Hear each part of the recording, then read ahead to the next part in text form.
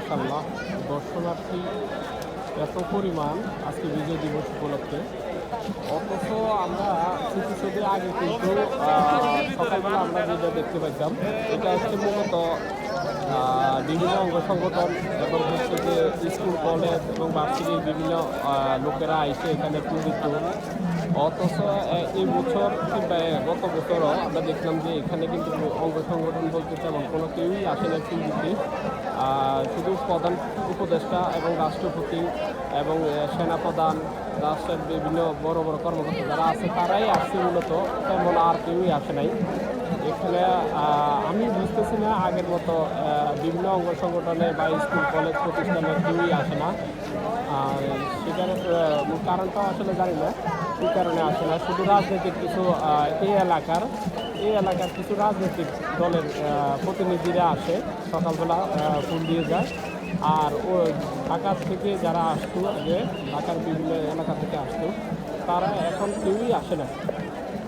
আগের মতো তেমন কোনো আমেজ দেখা যায় না। শুধু দর্শনার্থীরা যারা এখন তো হচ্ছে যে বিকেলবেলা এই দর্শনার্থী যারা আছে তারা মূলত এই অঞ্চলেরই, এটা ঢাকার আশপাশের। আগে তো বিভিন্ন জেলা থেকে লোকেরা আসতো স্মৃতিসৌধ দেখার জন্য এবং হচ্ছে যে শহীদদের প্রতি সম্মান করার জন্য। এখন আর তেমন আগের মতো এই লোকেরা আর আসে না। সেটা আসলে দুঃখজনক, খুব আফসোস কেন আসে না সেটা। আমি এই যে আজকে সকালবেলায় আমি একটা জিনিস লক্ষ্য করে দেখলাম যে এখানে যারাই আসছে বিভিন্ন রাজনৈতিক দলের কিছু অঙ্গ সংগঠন বা এরা আসছে আশপাশে এলাকার, বেশি দূর থেকেও আসে নাই। আপনার হচ্ছে এখন যারা আসছে সব হচ্ছে যে দর্শনার্থী, তারা দেখার জন্য আসে, ঘোরার জন্য আসে এবং ছুটির দিন তাই যে ভ্রমণ করার জন্য আসে, যেহেতু একটা দর্শনীয় স্থান। আমিও সেরকম একজন, যদিও আমি এখানকার লোকাল, তবুও আমি মাঝে মধ্যে এখানে আসি সবার আমেজ এবং আনন্দ উপভোগ করতে সবার সাথে।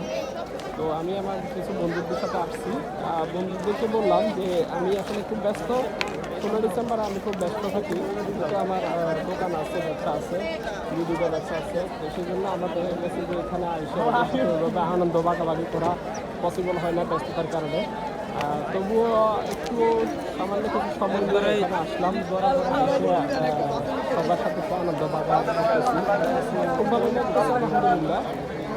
কিন্তু দুঃখের বিষয়ে আমি তো আপনাদেরকে সাথে শেয়ার করলাম যে আগের মতো বিভিন্ন অঙ্গ সংগঠন, বিভিন্ন ভার্সিটি বা কলেজ লোকজন এখানে আইসে কিন্তু বা বিভিন্ন জেলা থেকে বিভিন্ন লোকেরা আসতো, হ্যাঁ, নানান উপজাতি এবং হচ্ছে হিন্দু ধর্মে, খ্রিস্টান ধর্মে, বৌদ্ধ ধর্মের বিভিন্ন সংগঠনের লোকেরা এখানে আসতো, কিন্তু এখন আর আসে না।